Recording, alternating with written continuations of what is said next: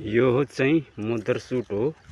यसलाई चाहिँ mother suit भनिन्छ। जुन पहिला काटेर लगाउनु भएछ त्यसलाई चाहिँ उम्रेको मदर सुट भनिन्छ। यसलाई तोडेपछि धेरै चाहिँ फाल्छ कि भुटा यसरी तोड्नु पर्छ। अनि यसरी मदर सुटलाई यो हो। यस्तो चाहिँ जुन चाहिँ यसरी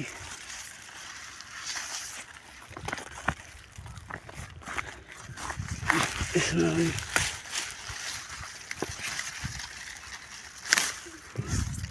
यसरी